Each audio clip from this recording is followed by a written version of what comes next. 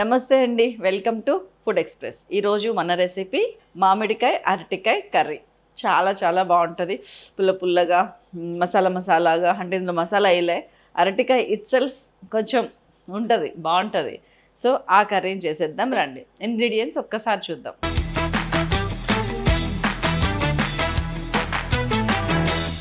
ఉల్లిపాయ, పచ్చిమిరపకాయ, అల్లం, ఆవాలు, మెంతులు, జీలకర్ర, ఉప్పు, పసుపు, కారం, కొత్తిమీర, కరివేపాకు, మామిడికాయ, అరటికాయ, ఆయిల్, ధనియాల పొడి, జీలకర్ర పొడి, మెంతి కూర. That's all. Single pot dish అండి ఇది. మంచిగా ఒక మందపాటి గిన్నె తీసుకోండి. దానిలో ఒక 3-4 టీ స్పూన్స్ ఆయిల్ వేసుకుంటున్నాను. మీకు సరిపడంత ఆయిల్ వేసుకోండి, కానీ దయచేసి గానుగ నూనెలే వాడండి. దీనిలోకి ఒక 1/2 టీ స్పూన్ ఆవాలు, 1/2 టీ స్పూన్ జీలకర్ర, 1/2 టీ స్పూన్ మెంతులు వేసేసాను. ట్విస్ట్ ఏంటంటే ఒక 1/2 ఇంచు అల్లము తరుగు కూడా పోపులో వేయండి, చాలా బాగుంటుంది. ఈ పర్టికులర్ రెసిపీకి అల్లం తరుగు పోపులో వేయటం మస్ట్. ఫ్రై చేసుకున్న తర్వాత కొంచెం మెంతి కూర ఒక కట్ వేసాను, అండ్ ఒక ఫుల్ ఆనియన్ అండి ఇట్లా చిన్న పీసెస్ వేసి మంచిగా ఫ్రై చేసుకుంటా. కొంచెం ఉప్పు యాడ్ చేశాను, 1.5 టీ స్పూన్, సో దట్ ఉల్లిపాయ మగ్గుద్ది అని చెప్పి.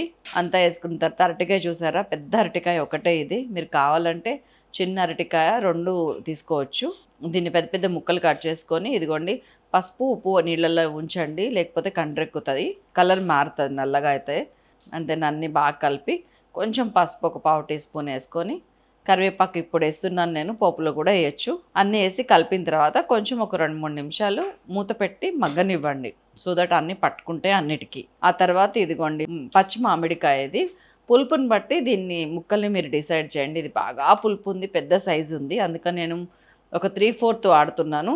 మిగతాదంతా ఇందులో వేసి మళ్ళీ కలిపి ఒక 2 నిమిషాలు మగ్గిన తర్వాత ఒక 1/2 గ్లాస్ నుంచి 1 గ్లాస్ వరకు కన్సిస్టెన్సీని బట్టి వాటర్ వేసుకోండి. మంచిగా ఇప్పుడు ఒక 7-8 నిమిషాలు ఉడకనివ్వండి. ముక్క ఉడికిందో ఒకసారి చెక్ చేసుకోండి. ఆ తర్వాత ఒక 1/2 టీ స్పూన్ ధనియాల పొడి, ఒక 1/2 టీ స్పూన్ జీలకర్ర పొడి వేసి బాగా కలిపి ఉప్పు చెక్ చేసుకొని, కలుసుదనిపించింది ఇంకా కొంచెం వేసాను, ఒక 3/4 టీ స్పూన్. అన్నీ వేసిన తర్వాత ఉడికిందండి సైడ్ అయ్యాక కొత్తిమీర వేసుకొని దించేసాను. మరొక అద్భుతమైన రెసిపీతో మళ్ళీ కలుస్తాను. అంతవరకు అరటికాయతో బై బాయ్.